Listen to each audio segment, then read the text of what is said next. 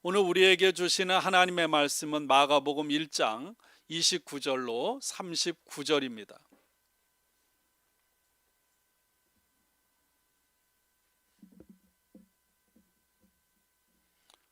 우리 함께 봉독하겠습니다. 회당에서 나와 곧 야고보와 요한과 함께 시온과 안드레의 집에 들어가시니 시몬의 장모가 열병으로 누워 있는지라 사람들이 곧 그 여자에 대하여 예수께 여짜온대 나아가사 그 손을 잡아 일으키시니 열병이 떠나고 여자가 그들에게 수종드니라. 저물어해질 때 모든 병자와 귀신 들린 자를 예수께 데려오니 온 동네가 그 문 앞에 모였더라. 예수께서 각종 병이 든 많은 사람을 고치시고 많은 귀신을 내쫓으시되 귀신이 자기를 알므로 그 말하는 것을 허락하지 아니하시니라. 새벽 아직도 밝기 전에 예수께서 일어나 나가 한적한 곳으로 가사 거기서 기도하시더니 시몬과 및 그와 함께 있는 자들이 예수의 뒤를 따라가 만나서 이르되 모든 사람이 주를 찾나이다. 이르시되 우리가 다른 가까운 마을들로 가자. 거기서도 전도하리니 내가 이를 위하여 왔노라 하시고 이에 온 갈릴리에 다니시며 그들의 여러 해당에서 전도하시고 또 귀신들을 내쫓으시더라. 아멘. 현재 살아있는 그런 신학자, 특별히 설교자 중에 가장 신뢰받는 영향력이 있는 분이 토마스 롱이라는 분입니다. 토마스 롱이 쓴 책 가운데 고통과 씨름하다라는 아주 작은 책이 있습니다. 그 책에서 토마스 롱은 자신의 이야기를 하고 있습니다. 자신이 신학교 다니던 시절 처음으로 주일 예배에 예배를 인도하고 말씀을 전한 경험이 있습니다. 예배가 끝나고 성도들과 인사를 나누는데 어느 여자 성도님이 다가왔습니다. 그분은 평소에 불행한 결혼 생활을 했고 그래서 감정적으로 찢겨진 괴로운 상태였고 장애를 가진 두 아이의 엄마였습니다. 힘겨운 삶을 겨우겨우 버티고 살고 있었습니다. 그 여자 성도님이 이 토마스 롱의 손을 잡고 눈을 바라보더니 이렇게 말했습니다. 오늘 아침 첫 찬송이 너무 좋았습니다. 여러분 혹시나 오늘 아침에 처음 부른 찬송이 뭔지 기억하시나요? 아마 잘 기억이 안 날지도 모르겠습니다. 이 토마스 롱도 첫 찬송이 무엇인지 잘 기억이 나지 않았지만 이 여자 성도님이 너무나도 간절하게 하는 말에 무엇인가 대답해야 할 것 같았습니다. 그래서 이렇게 대답했어요. 예, 제가 제일 좋아하는 찬송 중에 하나입니다. 그러자 갑자기 그 여자 성도님의 표정이 어두워지면서 얼굴에 혐오감이 가득했습니다. 토마스 롱은 깜짝 놀랐습니다. 그 여자 성도님이 처음 찬송이 좋았다고 한 말은 진짜 좋아서가 아니라 빈정거리면서 한 말이라는 것을 깨달았기 때문입니다. 저는 그 찬송이 잔인하다고 생각했어요. 그 여자 성도님은 손을 밀치더니 곧바로 밖으로 걸어 나갔습니다. 토마스 롱은 곧장 예배당 안으로 들어와서 주보를 찾아보았습니다. 처음 부른 찬송이 무엇인가? 처음 부른 찬송은 너 근심 걱정 말아라 주 너를 지키리 라는 찬송이었습니다. 오늘 저희들이 주의 인자는 끝이 없고 주의 자비는 무궁하며 주의 성실하심이 크도다. 성실하신 주님, 같은 거라고 볼 수 있겠죠. 그런데 여러분, 우리들도 이 여인과 같을 때가 있지 않습니까? 오늘 우리들은 전혀 예기치도 못한 사건과 그리고 비참한 소식들을 자주 접합니다. 코로나19으로 인해서 이전과는 달리 전혀 뜻밖의 그런 충격적인 소식들이 사방에서 들려오고 있습니다. 여러분, 사랑하는 사람들을 어떤 사람은 떠나보내야 하고요. 직장을 잃고 그래서 경제적인 어려움을 겪기도 합니다. 사업이 어렵기도 하고요. 어떤 사람은 정말로 이렇게 마음에 그리고 육신에 병이 들어 고통을 당하기도 합니다. 하루하루를 살아가는데 염려, 근심, 걱정, 불안, 두려움으로 그렇게 삶이 억제인 채 그렇게 살아가는 사람들도 있습니다. 제가 어제 오후에 조지아주 어거스타에서 목회하고 있는 제 2년 선배 목사님으로부터 카톡을 받았습니다. 메시지는 이렇습니다. 제가 한동안 혀가 아파서 목요일에 조직 검사를 했고 오늘 연락이 왔는데 설암 2기입니다. 기도해 주세요. 앞으로의 치료 과정과 목회 일정을 위해 라는 짤막한 메시지였습니다. 뒤통수를 한 대 맞은 것처럼 정신이 없었습니다. 메릴랜드에서 목회를 하면서 많은 어려움을 겪었고 몇 년 전에 어거스타에 가서 부임을 해서 정말 좋은 교회에서 기쁨으로 잘 사역을 감당하고 있었는데 청천벽력과도 같은 결과를 받은 것입니다. 선후배들이 함께 기도한다는 위로의 말씀을 전하면서 함께 기도했습니다. 여러분, 우리들의 삶이라고 하는 것이 이렇게 한치 앞을 예측할 수 없습니다. 정말 예상할 수 없는 불규칙 바운드로 계속되는 것이 우리의 인생인 것 같습니다. 오늘 함께 읽은 말씀처럼 예수님께서 시몬의 장모를 비롯한 모든 병자들을 치유해 주신 권세와 능력이 우리 선배님에게, 그리고 또 성도들 중에 온갖 병이나 온갖 삶의 공고함으로 고통을 당하고 있는 모든 성도들의 삶에 임하기를 기도했고 기도합니다. 그러면서 동시에 이런 생각이 들기도 합니다. 이 여인처럼 과연 하나님이 살아계신가? 하나님이 나를 사랑하시는 것이 맞는가? 하나님이 살아계시다면 어찌하여 나와 사랑하는 사람들을 돌보고 지켜주지 않는가?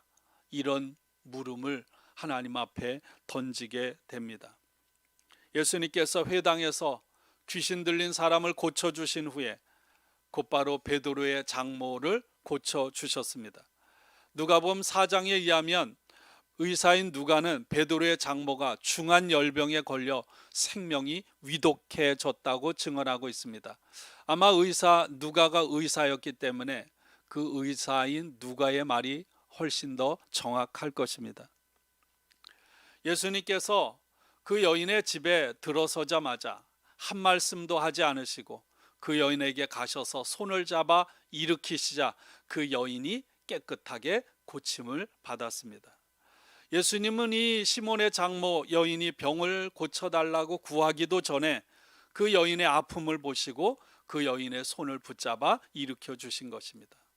여러분, 율법에 따르면 나병이나 어떤 열병이 있는 사람은 부정한 사람으로 취급되었습니다. 그래서 그런 사람들을 함부로 접촉해서는 안 되는 것이 율법의 규정이었습니다. 그러나 예수님은 스스로 자신을 부정하게 하심으로 여러분 그 여인을 만짐으로 시몬의 장모를 깨끗하게 고쳐주신 줄로 믿습니다. 오늘 말씀 15절은 이렇게 말합니다. 여자가 그들에게 수종드니라. 세번역에 그 여자는 그들의 시중, 예수님과 제자들의 시중을 들었다. 저희는 지난주에 임원 임명 예배를 드렸고 오늘 성가대 찬양대 임원 찬양대 임명주일로 지킵니다. 여러분, 우리가 하나님 앞에 어떤 좋은 평가나 은혜나 복을 받기 위해서 하나님 앞에 점수 따기 위해서 봉사하고 섬기는 것이 아닙니다. 여러분, 우리가 하나님 앞에 드리는 또 세상 사람들을 향해 하는 섬김과 봉사는 나를 향하신 하나님의 은혜와 나를 향하신 하나님의 사랑에 대한 자연스러운 우러나는 반응이에요. 남들에게 잘 보이기 위해서 어떤 일을 한다면 여러분 처음에는 기쁨으로 감당할 수 있을지 몰라도 시간이 가면서 점점 힘들어질 겁니다. 나는 왜 이렇게 열심히 하는데 저 사람은 그렇게 하지 않을까? 불만이 터져나오고 입이 삐쭉 튀어나오고 여러분 정죄하게 되고 비난하게 되고 점점 마음은 더 괴로워지게 될 것입니다. 그러나 여러분, 나를 향하신 하나님 예수님의 그 사랑과 은혜를 생각한다면 가만히 앉아 있을 수가 없는 거예요. 참을 수 없는, 주체할 수 없는 기쁨과 감사하는 마음으로 교만하지 않게 오히려 종처럼 납작 엎드려서 하나님 앞에 사람 앞에 온 마음을 다해 하고도 여전히 부끄럽고 죄송한 마음으로 그렇게 하나님 앞에 서게 될 것입니다. 저는 누가복음 17장에 있는 말씀을 참 좋아합니다. 주인을 위해서 종이 해야 할 일을 다 감당한 후에 종은 이렇게 고백합니다. 우리는 무익한 종이라 우리가 하여야 할 일을 한 것뿐입니다. 그렇다고 여러분, 이런 고백을 하는 종을 주인이 그래 너는 쓸모없는 무익한 종이야 라고 말씀하지 않아요. 이것이 바로 은혜를 입은 사랑을 받은 사람들의 모습임을 믿습니다. 이런 믿음으로, 이 마음으로 살아가는 한 해, 아니 매일매일이 되기를 주님의 이름으로 축원합니다. 32절에 보면 저녁 저물며 저물어 해질 때에 모든 병자와 귀신 들린 자를 예수께 데려오니, 이렇게 말씀하고 있습니다. 여러분, 유대인들은 토요일 저녁 해가 진 후에야 사람들은 예수님께로 나왔습니다. 왜 그럴까요? 1장 21절에 보면 그날은 안식일이었기 때문에. 유대인들은 안식일을 금요일 해가 질 때부터, 통상 요즘은 6시부터 토요일 해가 질 때까지 안식일을 통해서 하나님 앞에 제사를 드리고 쉼을 얻고, 또한 자신들을 애굽 땅 노예살이에서 구원해 주신 하나님을 찬양하고 감사했습니다. 율법에 의하면 안식일에는 여행을 해서는 안 돼요. 특별히 1마일 이상 걸어가서는 안 되고요. 짐을 나르는 일들도 금지되어 있었기 때문에 토요일 해가 질 때까지, 안식일이 끝날 때까지 사람들은 기다렸다가 예수님이 계신 곳, 바로 시몬의 장모의 집 앞으로 몰려들은 것입니다. 이미 예수님께서 회당에서 귀신 들린 사람과 많은 병자들을 치유했다는 소문이 순식간에 퍼져나가서 사람들이 모든 병자와 귀신 들린 사람들을 예수님 앞에 데리고 나왔던 것이죠. 여러분, 이때만이 아니라 예수님이 이 땅에서 사시는 공생의 사역 내내 병들고 귀신 들린 사람 고침을 받기 위해서 끊임없이 예수님에게 나왔고요, 예수님은 그 사람들을 고쳐주신 줄로 믿습니다. 이것이 예수님의 삶이었어요. 회당에서 1장 24절에 귀신 들린 사람이 예수님 앞에 자신의 존재를 드러내놓고 지난주에 함께 나눈 말씀입니다. 이렇게 말했죠. 당신은 하나님의 거룩한 자, 곧 메시아입니다. 그런데 오늘 말씀에는 귀신들이 예수님이 누구인지를 알기 때문에 예수님이 그 귀신에게 말하는 것을 허락하지 않으셨습니다. 수많은 사람들이 예수님에게 나와 모여들자 여러분, 그 자체만으로도 여러분, 유다의 지배층, 기득권 세력, 정치 지도자, 종교 지도자들에게는 그것 자체가 큰 위협이 되었고 두려움이 되었던 거예요. 결국 그들에 의해서 예수님은 죽임을 당하게 되는 거죠. 예수님은 악과 파괴적인 세력, 어둠, 질병, 귀신의 세력에 맞서 싸우셨습니다. 아니, 예수님은 싸우셨다고 할 수가 없겠죠. 예수님에게는 상대가 되지 않기 때문에. 결국 어떻습니까? 예수님은 우리들을, 사람들을 구원하기 위해서 당신의 목숨을 대가로 치르셔야 했습니다. 십자가에서 양팔을 벌려 못에 박혀 달려 돌아가심으로 여러분, 예수님을 따르는 사람들, 예수님을 믿는 사람들을 절망에서 소망으로, 슬픔에서 기쁨으로, 죽음에서 생명으로 옮기신 줄로 믿습니다. 마귀들은 예수님께서 십자가에 달리실 때 최후의 발악으로 예수님의 권위에 도전했고, 예수님이 십자가에 죽자 자신들이 승리한 줄 알았습니다. 그러나 여러분, 마귀 사탄이 모르는 것이 있었죠. 바로 그것이 예수님의 십자가, 바로 하나님의 방법이었습니다. 예수님은 십자가를 통해서 이 땅에 공생의 사역을 하면서 치유하시고 귀신을 쫓아내고 하나님 나라를 선포하신 것을 어디에서 완성하셨습니까? 십자가에서 완성하신 거예요. 우리가 아는 대로 십자가는 십자가로 끝나지 않죠. 다시 그 죽음의 세력을 깨뜨리고 부활하신 영광으로 이어지는 줄로 믿습니다.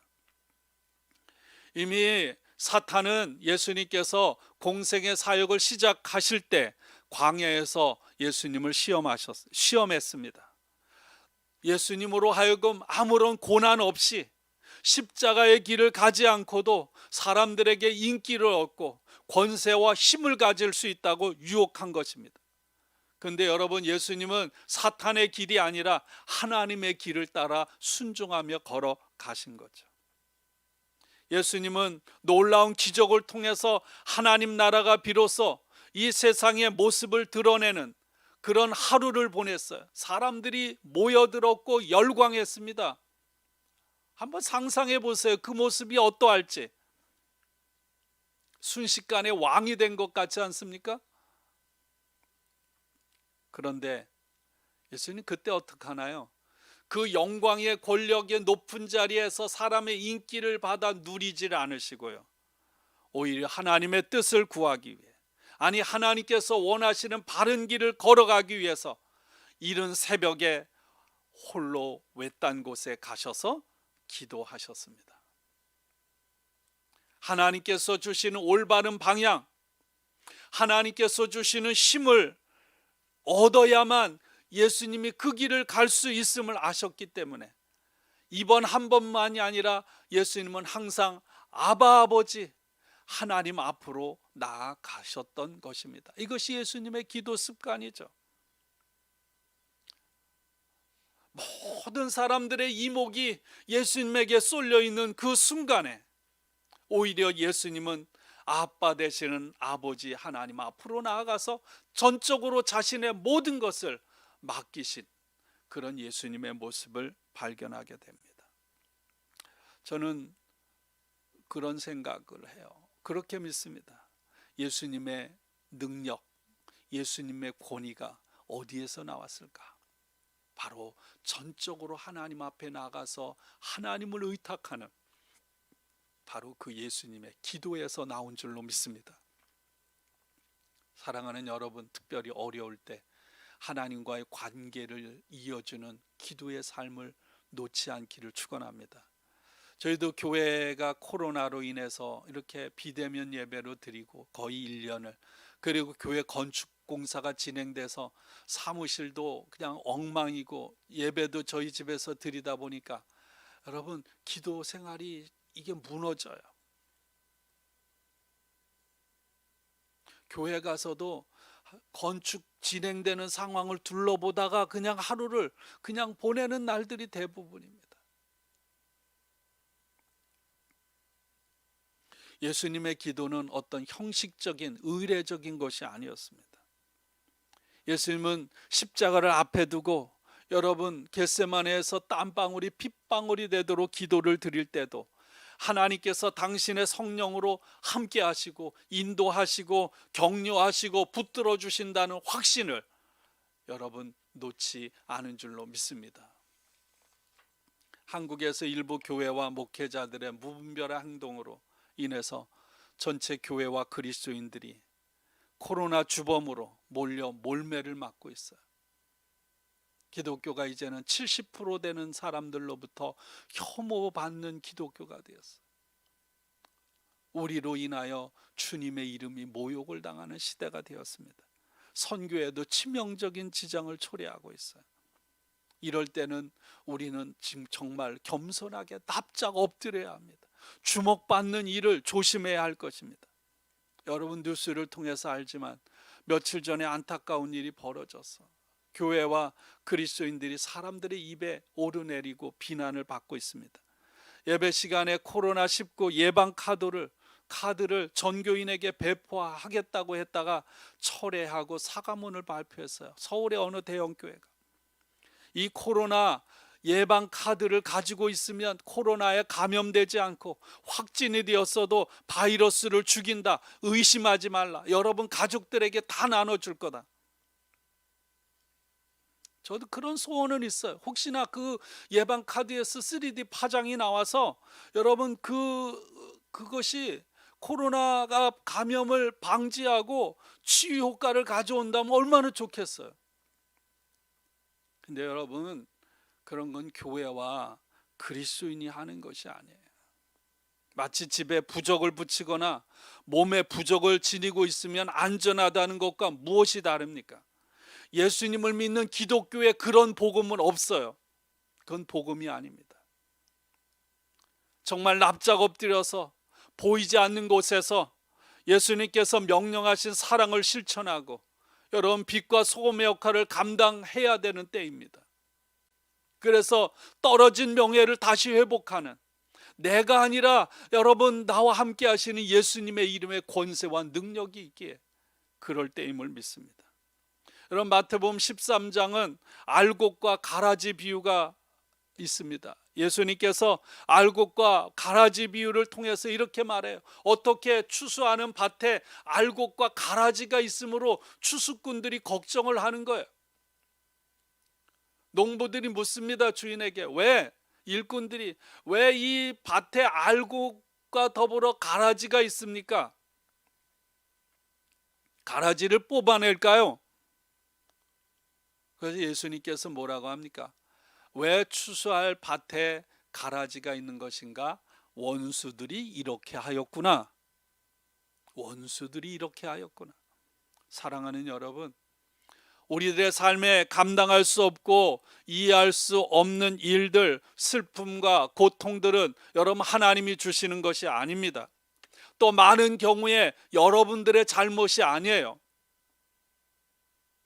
사랑하는 가족, 사랑하는 사람이 어려움을 당하는 것이 100% 여러분의 잘못은 아닙니다.